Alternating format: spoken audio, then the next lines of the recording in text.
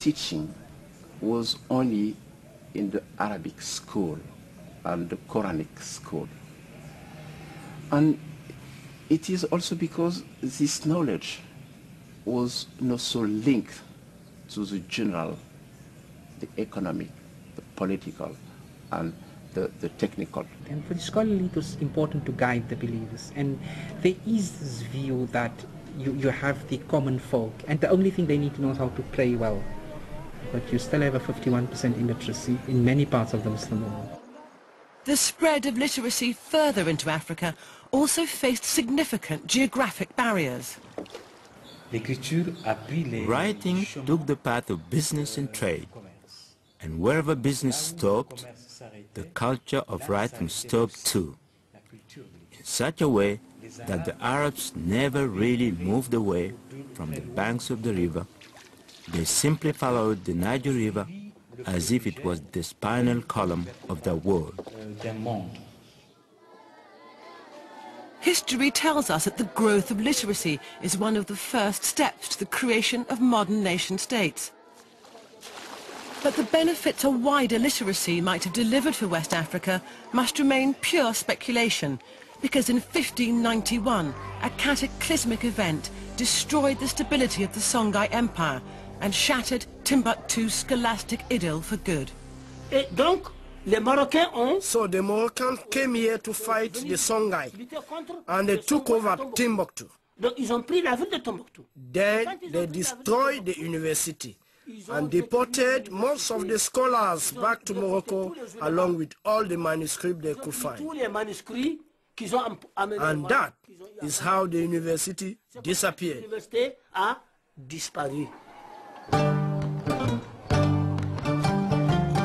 But the Moroccan invasion was just one factor in Timbuktu's decline. By then, the shifting focus of European trade from the Mediterranean to the Atlantic was already depressing the fortunes of the whole region. West Africa was always going to lose the battle. Why? Because the demand for African gold fell at the beginning of the 15th century. Europe was then buying its gold and precious metals from America. The markets were getting poorer, and all that played a big part in affecting West Africa.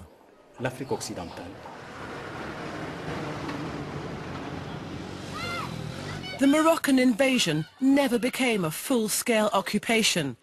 The long years of the late 18th and 19th centuries saw the whole Niger region embroiled in a period of anarchy, a series of violent struggles between Sufi brotherhoods, each pushing their own brand of fundamentalist Islam, destroyed all hopes of a return to the stable days of the Songhai Empire. Reaching into this heightened atmosphere were the first tentacles of European colonization. One of the consequences of that colonization was how Africa's cultures and traditions would be viewed and treated.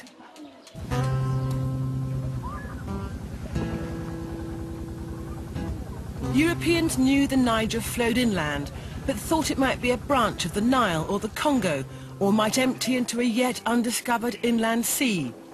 In 1785, the Royal African Society sent Mungo Park on the first of two expeditions to chart the Niger's true course and find Timbuktu.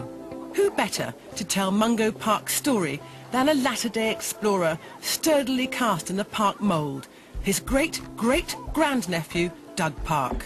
My ancestor was Mungo Park, and he was the first European supposedly to lay eyes on the Niger River. And he wrote about it, and after his first journey, and became famous for that account.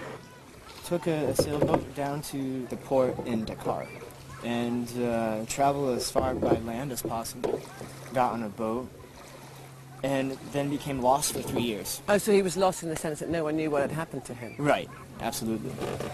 His team had died and deserted him, and so it ended up just being him, and he living off the kindness of strangers, living throughout the Niger Delta.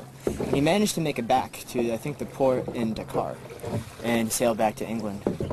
The second time he went to the Niger River, he actually made it quite a bit further, and he brought a lot more people along with him. Mungo Park did make it as far as Timbuktu, was never actually able to get to the city. So somewhere around where we are right now, perhaps, he had sailed past. Unfortunately, he was a few hundred miles up the river from Timbuktu.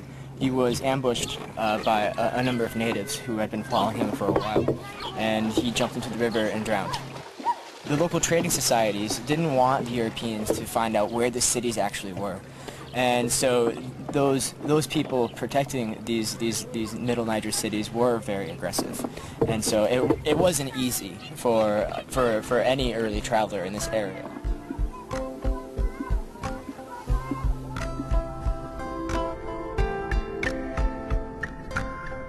The first British explorer to reach Timbuktu was Alexander Gordon Laing, another Scot.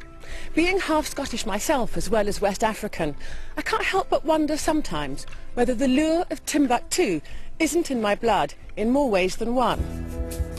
Laing was a British Army major who made the sartorial error of travelling in uniform and was taken as a spy. He was severely wounded by Tuareg tribesmen on his way into Timbuktu in 1826. He was allowed to recuperate for a month, only to be murdered by the Tuareg a week into his return journey. A few years later, Frenchman René Caillet reached Timbuktu and survived the journey home. Caillet disguised himself in local robes and spoke enough Arabic to pass as a Muslim. He was singularly unimpressed with Timbuktu. The anarchic 19th century closed abruptly as French colonization quashed any future hope of self-rule. One of the briefest periods in Timbuktu's history, colonial rule had a profound effect. What Timbuktu scholars had failed or perhaps been disinclined to do, the French achieved in decades. Compulsory schooling in French spread literacy across the whole social spectrum. However, the imposition of the French educational system resulted in the loss of the classical Arabic required to read the manuscripts, leaving Timbuktu's written legacy accessible only to a minority to this day. The existence of the manuscripts on its own is an amazing discovery, but the devil, as they say, is in the detail. What do they tell us about the way people lived here in Timbuktu centuries ago? Already the everyday concerns of ordinary townsfolk are being revealed in a detailed study of records of some of Timbuktu's thousands of surviving fatwas issued over the centuries. I think all of you say fatwa, people say it's a death sentence. A fatwa literally means it's a religious verdict. One of the interesting ones on women who got married while married. You have one incident of a woman whose husband traveled. She said to him, well, you're leaving and I need you. And he said, well, if I'm not back within a certain amount of days, you can then divorce yourself. Now, there were no witnesses to this incident, so he comes back later, sometime later, and he finds her married. Somebody else? Yes. Many of these women clearly said that, look, I just don't, finances are not the only things that I need. I need your company, I need your emotional support. So if you are not around, I'm not going to, just stay around without a husband. What was the advice of the muftis in those cases where a woman felt herself to be free to remarry and had done so? No, they came back and they said that, well, the second marriage is invalid and she must be returned to the first husband. So all of them seem to agree to that. So overall, the impression you get of the position of women in that era was what? Is that they were present, they announced their presence, they had their say. They were not simply sitting at home. There's another manuscript that is not a fatwa, but from there you can see that husbands were always very worried whether they could really satisfy their wives. So there were some anxious men around in those days? There are probably many anxious men today around, but certainly overall, there is, yeah. Erectile dysfunction